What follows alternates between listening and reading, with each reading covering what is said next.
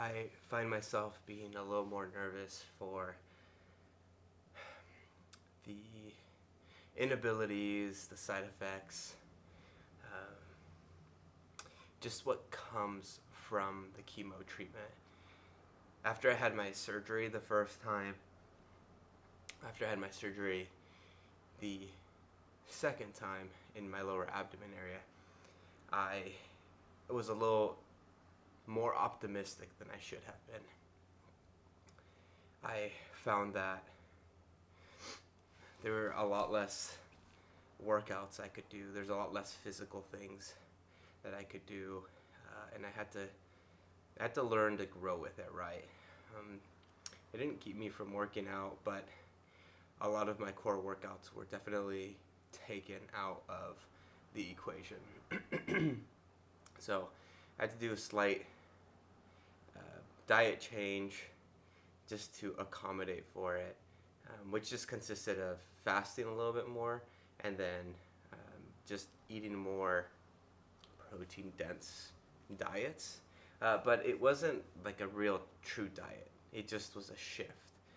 So I'm bummed because at one point, uh, after my initial cancer, I kind of sought this idea to push against this, I guess, this beast that was brought onto me. I was able to get to a spot where I knew that I had fought physically, and there was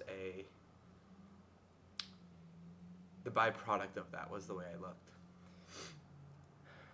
And also the byproduct of looking healthy is you typically are healthy. Man, it took a while. It must have taken a year and a half to get into that shape.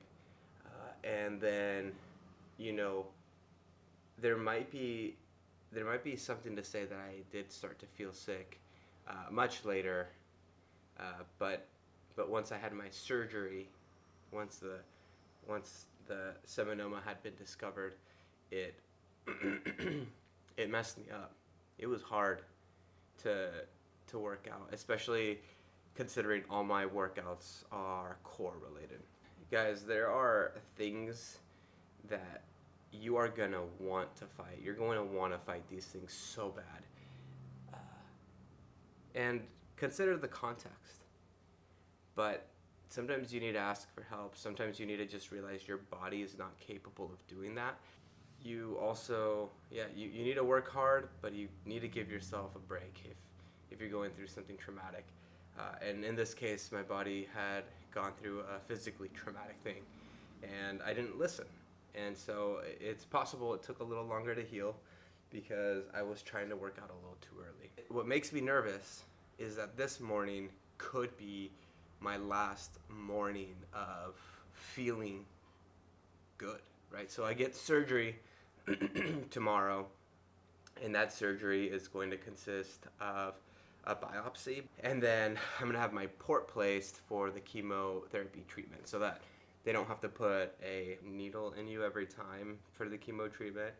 They just surgically implant a port, and then they just put the infusion, which is the chemotherapy treatment, right into you because I'm going to be there so often. So I am on the higher end of the chemotherapy intensity, if not the highest, besides bone marrow transplant. So I am having to prep for the worst.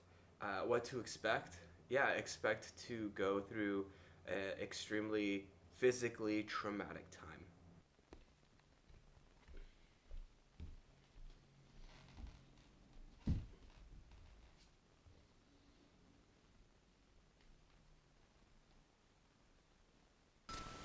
One thing,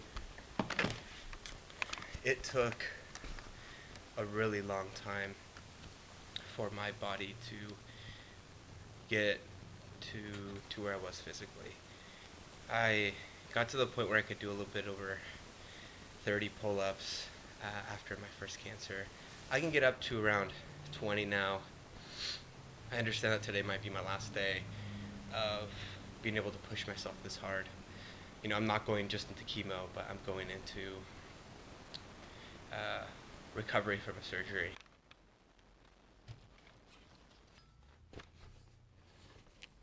Is chemo gonna be easy?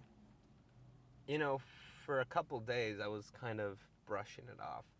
And I kept thinking to myself, well, it can't be that bad.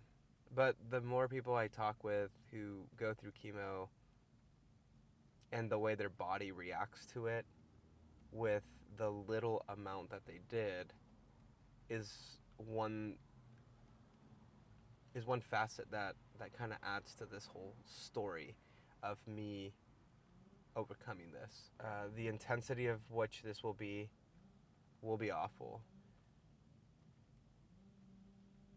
But doesn't that mean that I'm going to come out stronger at the end? I mean, I have to, in some way, come out better than I am now, right? There is hope, right? The hope is that this actually, truly will make you a better person. The hope is that this will turn you into a human that you never knew that you were capable of. Thanks for sticking out this long, and I appreciate your time.